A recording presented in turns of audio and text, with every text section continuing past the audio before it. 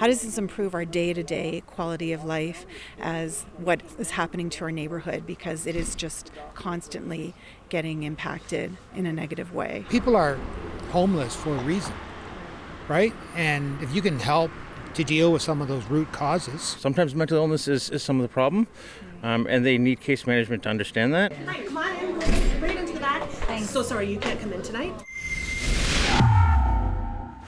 For Rebel News, I'm Tamara Ugolini here in Cobourg, Ontario, approximately 100 kilometers east of Toronto along the 401 corridor, where behind me, the 310 Division Street address, is now home to Transition House's latest expanded low-barrier shelter services.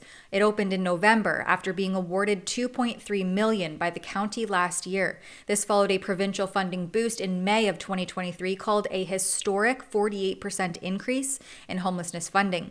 The former nursing home required extensive renovations, and ATIP documents show the county had no clear plan when acquiring the building. Transition House is currently operating a 24/7 warming cooling room with recliners for resting out of this building, while 35 emergency shelter spaces on the second and third floors are coming soon. Then there will be 10 transitional housing units on the fourth floor in early 2025. However, both the county and Transition House have faced public criticism and accusations of monopolizing homelessness and addiction services with a lack of accountability and transparency, even accused of causing street-level chaos and more. Just simply having a framework to communicate with organizations like Transition House, there's just no willingness to participate or work collaboratively, and ultimately it simply affects the people that we're all trying to help at the end of the day. So we're here tonight where Northumberland County has opened the doors to 310 Division for a walkthrough from 4 to 6 p.m. and we're going to check out what it looks like on the inside. Let's head in.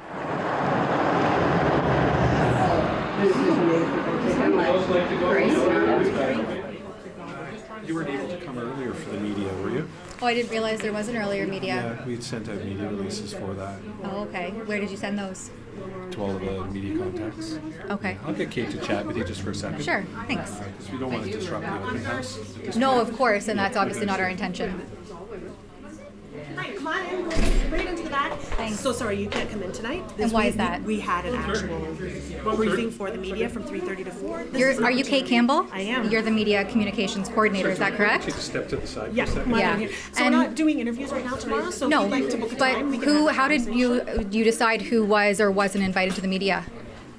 We have a media distribution list, and so it went out to all of our media distribution. And why wasn't I added on that?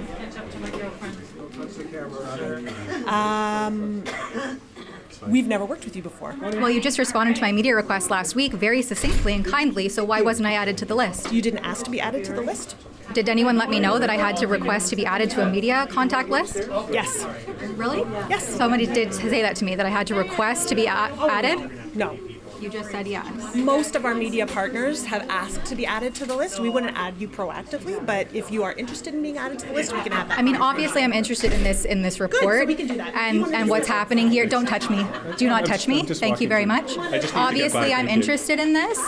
What do you guys think of what's happening here at 310 Division? I'm not going to speak on it. Yeah, Thank you, though. sorry. I'm just going to ask you to step outside. Yes, please, don't because- touch me. I will step Excellent. outside. Good, thank you so much. But I sent a media request to you last week, and you responded again very nicely. I did, yes, So I'm glad. why again didn't you extend an invitation, if that was the intention here, was to have a media hosting prior to Yeah, we this just sent event? it out to our media distribution list. But why wasn't I added in that? We just spoke as a media request last week. Yeah, you are new to the community, so if you'd like I'm to not be new. I'm a resident of Northumberland new County. to our media list. So if Okay. you'd like to be added, we can definitely have that conversation. I'm Yes, just gonna ask you to and step now you out. did state that this was open to media and everyone's included, right? So why aren't we now allowed when you come on. I sent a media request last week. We had a back and forth. You didn't respond to my follow-ups. This is an opportunity for me to have follow-ups now, Right, you can have and you're follow-ups right excluding out me here. from, no, I want to have follow-ups like everybody else This is an inside, opportunity and to you do that. intentionally didn't include me in the media response. If you have questions, we'd be happy to answer them. I had follow-ups and Come you on back didn't here. answer them. We will answer them So right down are you here. going to give me an interview now to answer Not them? right now, no, because When? we're doing a public open house right now. Yes, so and you invited the media and the public. we did. Yeah, and so if you would like to have some answers to questions that you have, get in touch with me. Happy to respond. I did, and for some reason, you didn't add me to your media request. And I think that seems a little bit coincidental that I do a bunch of reports on this building last week. You respond to my media requests. Then you decide to host this open, transparent community town hall. Yes. And as we show up, after you didn't include me to the media pre-event, and now you won't allow me in there to hear about this community happening and ask some questions. We'd be happy to answer your questions at any point in time. This is an open house for members of the public, not the media. So if you have questions, happy to answer them. The press release said everyone is included and invited, including the media. After being removed from the property with cameraman Lincoln J., Ms. Campbell stayed behind, answered my questions, and agreed to give us our own tour once the public tour slowed down. This will be covered in a follow-up video where we also questioned Northumberland County's CAO, Jennifer Moore, who makes over $220,000 a year in her public position, who dismissed Cobourg Mayor's concerns around complaints from neighbors of the new shelter at 310 Division Street, stating that she is personally unaware of such problems. So stay tuned. What do you hope to gain from coming out to this open house tonight? I am just checking out to see how it's set up and how it will be run compared to some of the shelters I've seen in my past. It's a warming room. It's supposed to be a temporary place to relax. Technically, you're not even supposed to sleep. Right. So that creates a whole problem on its own. It's a fire rule, I guess, in law. I can't say anything bad about it because time will tell. Right. So Okay. that's the main thing. Take a shower. You can do your laundry from 9 in the morning till 10 at night. Okay. But yeah, there's no case management. There's no referrals. Like paramedics does come, which is great. Sometimes mental illness is some of the problem, and they need case management to understand that. I'm hoping that this place will be set up better because it's new. And so hopefully they'll have things in play that they don't already in the other places that they've found problems with to straighten it out here. The staff in the front line here are working. They're working their off. You can't blame them. We have people that come out from third parties that don't even work for organizations that help us out. Honestly, thank you. But the upper management is where it's maybe not great. And these rules, they're so strict. I really personally don't care about the drug thing. I'm not even going to talk about that one. But when it comes to personal, holding your own belongings, and 15 minutes to have a shower when you first are homeless on the street to come in, 15. Wait, hold on. So there's a 15-minute threshold on showers? Yeah. Oh. So literally you come in first time, no matter what, it's 15 minutes for a shower. For a small town, I can't believe how beautiful. Looks great. Got to do something. You can't have them laying out in the open. You think that this will help to prevent future encampment situations? Well, it's a good start, isn't it?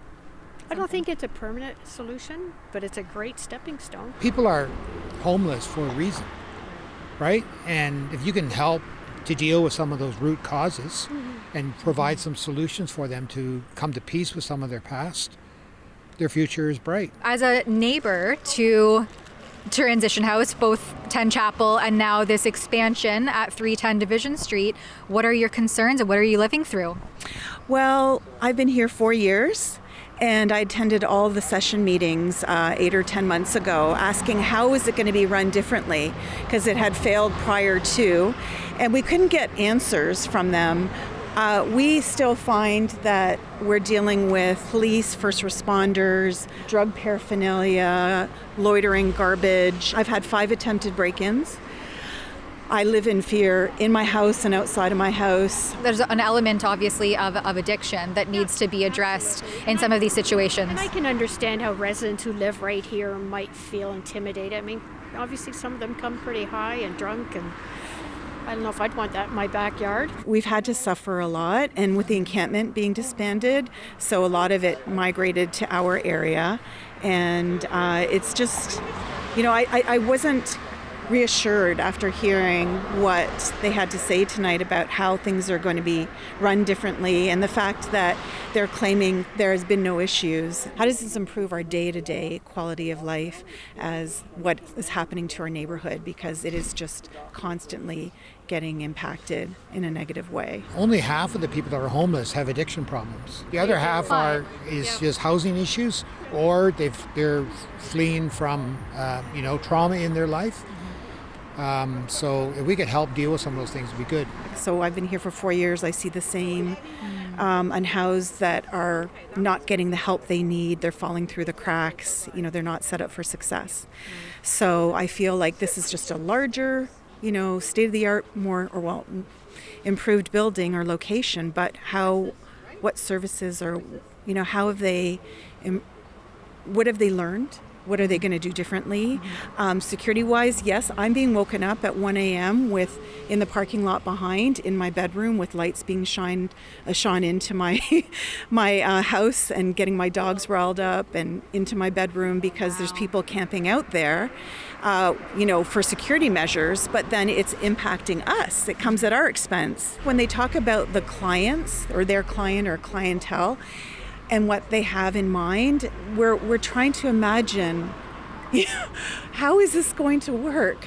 I'm worried about how this is going to negatively impact being able to sell my home, how my property value has depreciated.